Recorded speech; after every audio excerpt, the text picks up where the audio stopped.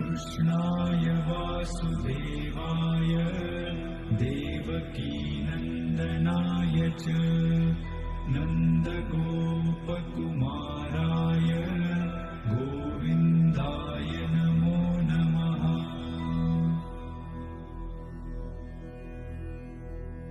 कृष्णाय वासुदेवाय देवकीनन्दनाय च नन्दगोपकुमाराय गोविन्दाय नमो नमः।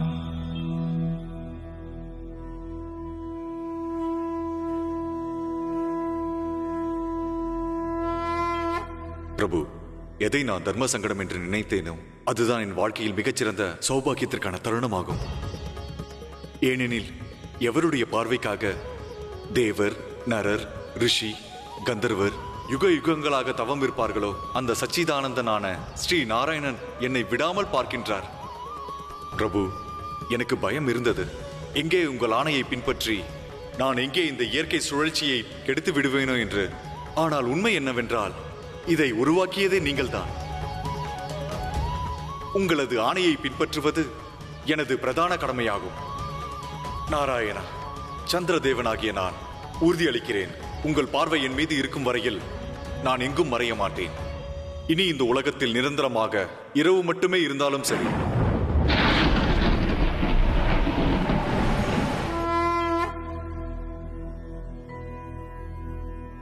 कृष्णाय वासुदेवाय देवकीनन्दनाय च नन्दगोपकुमाराय गोविन्दाय नमो नमः।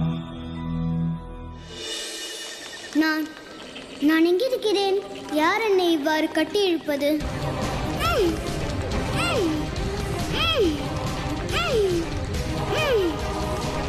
இந்த கொடி எதற்காக என்னை சுற்றி பிடித்து இருக்கிறது? விட்டுவிடு என்னை. நாராயண நாராயண. பிரபு, இன்று தாயார் சேஷாவதாரத்தை காப்பாற்றுவதற்காக தனது உயிரையே பணயம் வைத்து விட்டார்களே, இதன் அர்த்தம் தான் என்ன பிரபு? தேவரிஷி, ராமாவதாரத்தில் தேவி சீதையை காப்பதற்காக ஆதிசேஷனான லட்சுமணன் 14 ஆண்டு காலங்கள் பசி, தாகம் மற்றும் உறக்கத்தை தியாகம் செய்திருந்தார். என்னைப் போலவே தேவி சீதையை காப்பாற்றுவதற்காக ஆதிசேஷனான லட்சுமணன் தனது உயிரையும் துச்சமென மதித்து பணயம் வைத்தார். ஆதலால் இன்று ராதை ரூபத்தில் தேவி சீதை ஆதிசேஷனுடைய அந்த கடனை இவ்வகையில் தீர்க்க முயற்சிக்கிறார். நாராயண நாராயண. அப்படியானால் இது சேஷ அவதாரம் பூர்வ ஜென்மத்தில் செய்த புண்ணியமாகும். அதற்கு தாயார் லக்ஷ்மியே அவரது உயிரை காப்பாற்றுவதற்காக முயற்சிப்பது. எனக்கு புரிந்துவிட்டது பிரபு. தங்களது லீலையும் கர்மத்தின் பலன் இரண்டையும் நான் புரிந்து கொண்டேன் பிரபு. நாராயண நாராயண. நான் சொல்வதை கேள், என்னை விட்டுவிடு. மகளே ராதா, அந்த வனத்தில் இருக்கும் செடிகளும் கொடிகளும் விஷத்தன்மை வாய்ந்ததாகும். நீ ஜாக்கிரதையாக இரு. ஏனெனில் அவை ஒரு மனிதனை பிடித்து விட்டால் இறக்கும் வரை விடவே விடாது.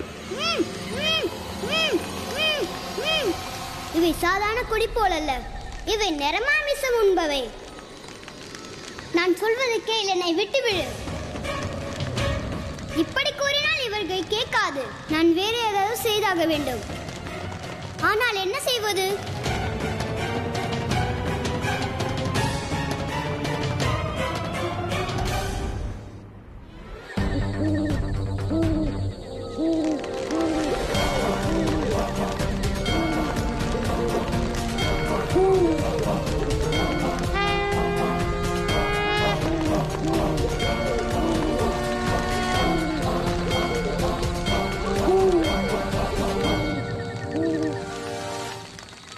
நான் ராதையாவேன். அண்ணனை காப்பாற்றுவதிலிருந்து என்னை யாரும் தடுக்க முடியாது.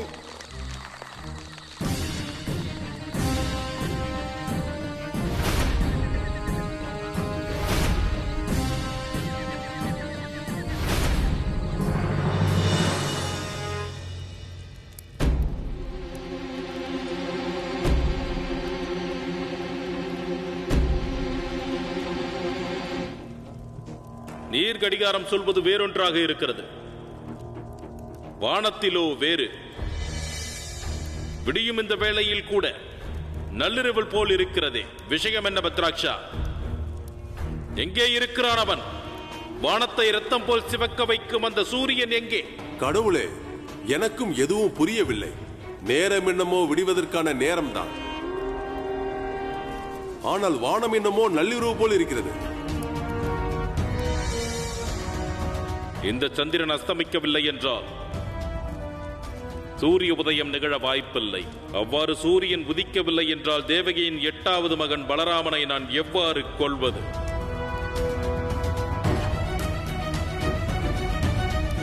ஒருவேளை அந்த விஷ்ணு ஏதேனும் மாயவளை பின்னிக் கொண்டிருக்கிறானோ? ஏ சந்திரதேவா, இன்று அஸ்தமிக்க மறந்து விட்டாயா? இல்லை அந்த விஷ்ணு உன்னை மயக்க நிலையில் வைத்து விட்டானா? மறந்து விடாதே, என்றும் அழிவில்லாத இந்த கடவுள் கம்சனின் பார்வை உன்மீது இருக்கிறது என்று. ஒருவேளை அந்த கபடதாரி விஷ்ணுவின் பேச்சுக்கு இணங்கி நீ என்னை வஞ்சித்தாலோ, இன்று முதல் வேளையாக உன்னைத்தான் கொள்வேன். கம்சா, நீ கூறுவது உண்மைதான். இந்த மதி பிரபு மீது மதி மயங்கியிருக்கிறான். என் பிரபு என்னிடம் கூறும் வரையில் நான் மறையப் போவதில்லை.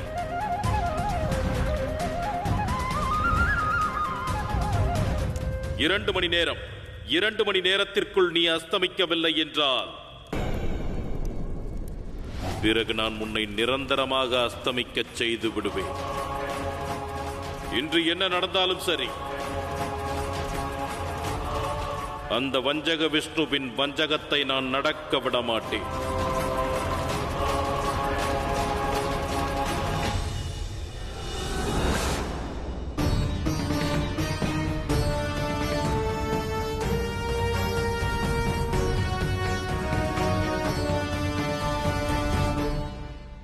சந்திரமாமா, தாயார் கூறுவார்கள், ஒருத்தரை தொடர்ந்து பார்த்து கொண்டிருந்தால் அவருக்கு நமது மனதில் உள்ள விஷயங்கள் புரிந்து விடுமாம். எனக்கு முழு நம்பிக்கை உள்ளது. தாம் என் மனதை நன்றாக புரிந்து வைத்துள்ளீர்கள், இல்லையா சந்திரமாமா? நான் புரிந்து கொண்டேன் பிரபு. ஆனால் உலகம் எதிர்பார்த்து கொண்டிருப்பதோ நீங்கள் சேஷாவதாரம் பலராமனை காப்பாற்றுவதற்கு முயற்சிக்கிறீர்கள் என்று. ஆனால் உண்மை என்னவென்றால் பிரபு, எதிர்காலத்தில் வரும் அனைத்து ஆபத்துகளுக்குமான தீர்வை தீர்மானிக்கிறீர்கள். இன்று கொடுமைக்கார கம்சனினால் நந்தகுமாரரின் கண்களில் கண்ணீர் பெருகுகிறது. ஒரு அதர்மியின் காரணமாக தர்மத்தின் இரட்சகனான கண்ணனின் கண்களில் கண்ணீரா? இது எப்படி சாத்தியமாகும் பிரபு? தேவி, நிகழும் அனைத்திற்கும் காரணம் கம்சன் மட்டுமல்ல, மாறாக நியமத்தின் உண்மை ரூபம் துலங்குகிறது. அத்துடன் அகங்கார கம்சன் தன் கர்மங்களினால் நியமத்தின் காரியங்களுக்கு உதவியே புரிந்து வருகிறார். எனக்கு ஒன்றும் புரியவில்லை பிரபு. தேவி, இதுவே இயற்கையின் சுழற்சியாகும்.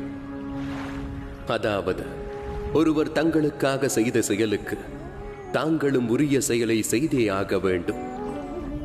அந்த ஒருவர் மனிதனானாலும் இல்லையெனில் இறைவனே ஆனாலும் சரி. ராமாவதாரத்தில் ஆதிசேஷன் எனக்காக பல இன்னல்களை பொறுத்தார். என் கவலைகளில் பங்கு கொண்டு பல முறை அவர் கண்களில் கண்ணீர் பெருகியதுண்டு. கண்ணன் என்று அந்த கடனை தீர்த்து கொண்டிருக்கிறார் தேவி. இதன் அர்த்தமானது, கம்சன் பலராமனை மதுராவுக்கு கொண்டு வரவில்லை என்றால் நீங்கள் கூறிய அந்த கடமையிலிருந்து உங்களால் விடுபட்டிருக்க முடியாது. தாங்கள் கூறுவது மிகவும் சரியே தேவி. கம்சனின் காரணமாக இன்று தாங்களும் நானும் ஒன்றாக சேர்ந்து ஆதிசேஷனிடம் பட்ட கடனை தீர்த்து கொண்டிருக்கிறோம்.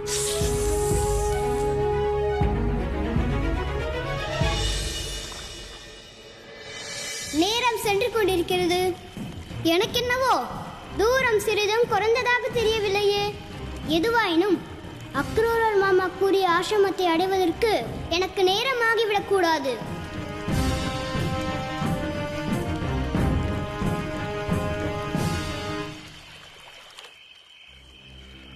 இந்திரதேவரோ நடு இரவிலேயே தான் இருக்கிறார். இதன் அர்த்தமானது நமக்கு இன்னும் நேரம் உள்ளதென்று. இதனை பயன்படுத்தி நாம் மதுராவிற்கு நேரத்தோடு சென்றடைய வேண்டும். कृष्णाय वासुदेवाय देवकीनन्दनाय च नन्दगोपकुमाराय गोविन्दाय नमो नमः. நாராயண நாராயண. ஆனால் பிரபு, எனக்கு ஒன்று மட்டும் புரியவில்லை. இது என்ன வெறும் சேஷ அவதாரத்திடம் பட்ட கடனுக்காக இயற்கையின் சுழற்சியை நிறுத்தி வைத்துள்ளீர்களா? பிரபு, தங்கள் அண்ணனை காப்பாற்றுவதற்காக தாம் இயற்கையின் விதிகளை மாற்றத்தான் வேண்டுமா? தேவரிஷி, தமையனுக்காக அல்ல, அதற்கு மாறாக பக்தனுக்காக. பக்தனுக்கா? எனக்கு புரியவில்லை பிரபு.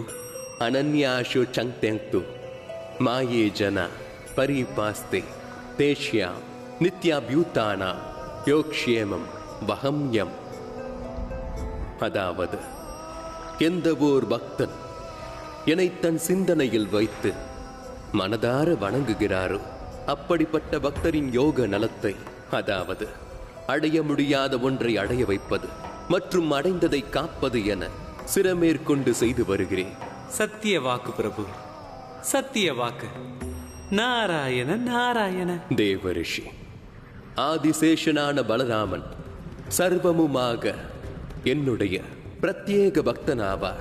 அவருடைய அளவு கடந்த பக்தியினால் அவர் ஒவ்வொரு அவதாரத்திலும் எனது சகோதரனாக பிறக்கும் பிராப்தியை அடைகிறார். இந்த அண்டத்தில் என்னுடைய பக்தர்கள் அனைத்தையும் விட பிரியமானவர்கள். அவர்களை காப்பதற்காக, என்னுடைய இருப்பு நிலையை அழிப்பதற்கும் கூட ஒவ்வொரு கணமும் காத்திருக்கிறேன். நான் புரிந்து கொண்டேன் பிரபு, நான் புரிந்து கொண்டேன் பக்தவச்சல நாராயணனின் லீலையை. நாராயண நாராயண.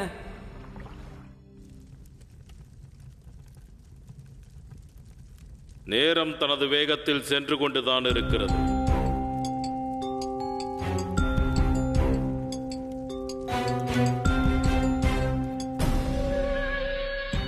ஆனால் இந்த சந்திரன் தன்னிடத்திலிருந்து சற்றும் அசையவில்லையே. இவனது மனதிலிருந்து பகவான் கம்சனின் மீதுள்ள பயம் போய்விட்டது போலும். அதனால் தான் மந்த புத்தியைப் போல ஒரே இடத்தில் நின்று கொண்டிருக்கிறான். கடவுளே, ஒருவேளை இது பலராமனை காப்பாற்றுவதற்காக இருக்குமோ? அப்படி என்றால் அவன் கதையை முதலில் முடித்து விட்டால் விடியல் தானாக விடிந்து விடுமா? அவனை வெறுமனே கொள்வதல்ல என் விருப்பம். இந்த உலகத்தின் முன்னிலையில் வைத்து அவனை கொல்ல வேண்டும்.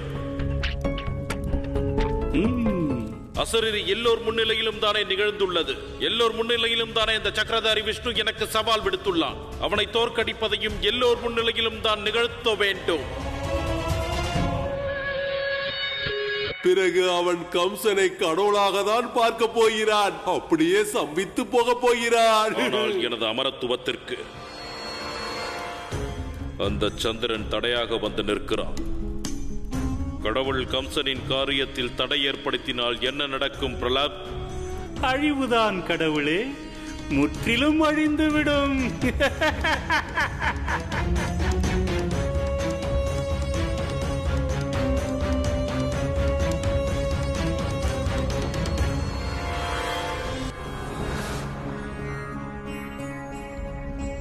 பிரபு, அண்டம் முழுவதும் துயரத்தில் இருக்கிறது பிரபு.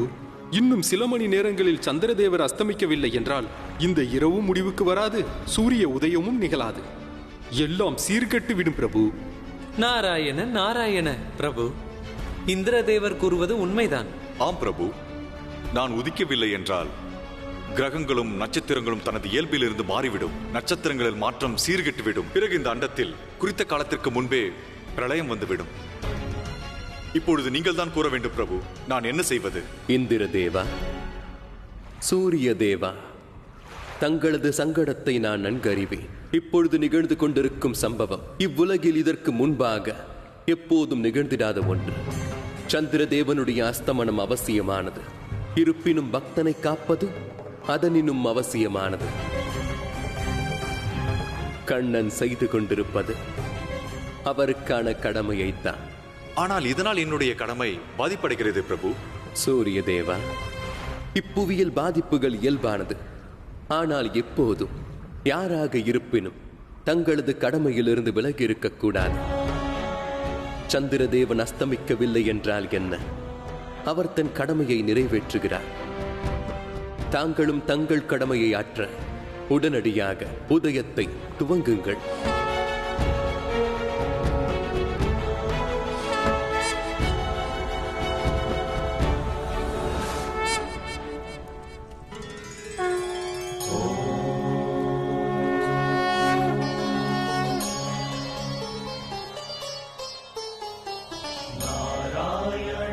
नमस्कृत्य नरं चैव नरोत्तमं देवीं सरस्वतीं व्यासं ततो जयं उदीरये.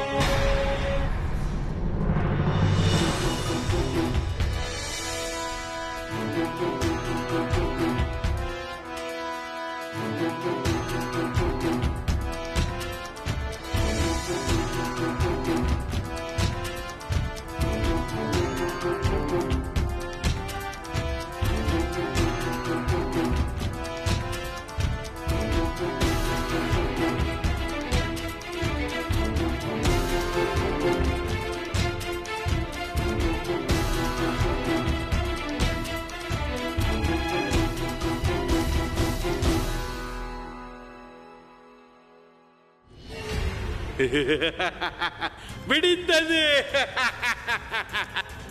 உதயமாகிவிட்டது. சூரியன் பிளப் விடிந்து விட்டது. ரத்தத்தை போன்ற அருமையான அருமையான விடியல்.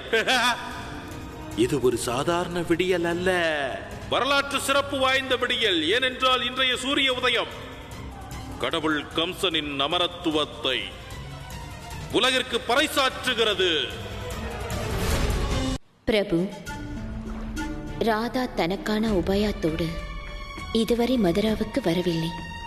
விடியல் இப்பொழுதே வந்துவிட்டால் நந்தகுமாரரின் முயற்சியும் பலனற்று போய்விடும். ராதையுடைய முயற்சியும் கூட. மேலும் சேஷ அவதாரத்தின் உயிரை காப்பாற்றுவது இயலாத காரியமாகிவிடும். பிரபு, தாங்கள் கூறுவது உண்மையே தேவி.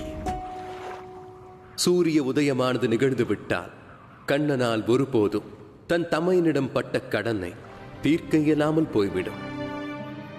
இனி நந்தகுமாரனை ஏதாவது செய்ய வேண்டும். ஆனால் இந்த நிலையில் நந்தகுமாரால் என்ன செய்ய முடியும்? எதுவாயினும் சரி, தாங்கள் தான் செய்ய வேண்டும். தேவி, நான் எனும் பொருள் கிருஷ்ணன் என்பதாகும். அதுபோல் கிருஷ்ணன் என்பது நான் என்றாகும். எங்களுக்குள் இருக்கும் ஒரே வேறுபாடு, அவர் மானிட ரூபத்தில் உள்ளார், ஆனால் நானும் கடவுளின் ரூபத்தில் உள்ளேன்.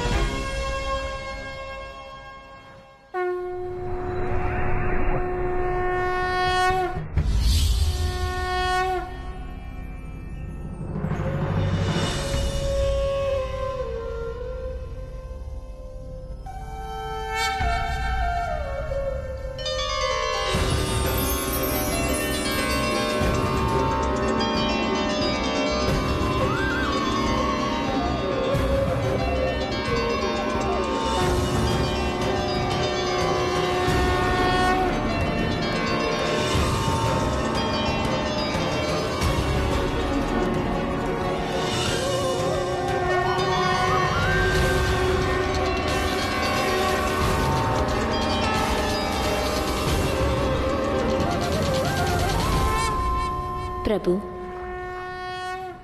வாமன அவதாரத்தில் ராஜா பாலியின் தற்பெருமையை குலைக்க எந்த பரந்த உருவத்தை நீங்கள் எடுத்தீர்களோ, சேஷ அவதாரத்தை காப்பாற்றுவதற்கு தாங்கள் மீண்டும் அதே ரூபத்தை எடுத்திருக்கிறீர்கள்.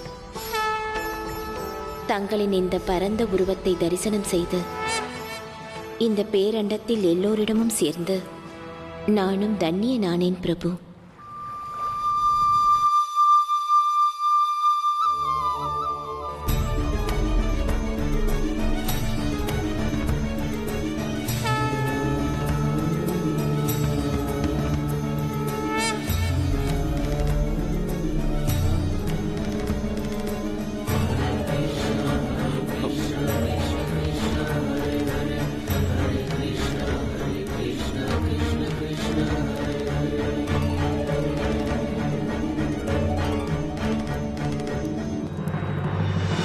என்ன நடக்கிறது இங்கே? விடிந்தும் விடுவதற்குள் ராத்திரியாகிவிட்டதே. இந்த சந்திரன் அஸ்தமிக்காமல் சூரிய உதயம் நிகழாது. நான் எத்தனை அமைதியாக இந்த சந்திரனுக்கு எச்சரிக்கை விடுத்தேன். பயம் என்ற ஒன்று இல்லாத வரையில் அன்பும் அமைதியும் இருக்காது.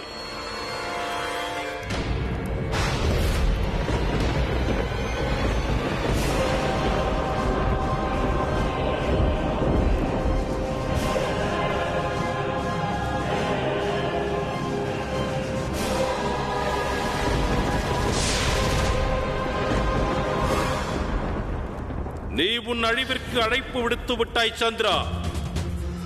இப்போது உன்னை துண்டு துண்டாக்குவதிலிருந்து யாராலும் என்னை தடுக்க முடியாது.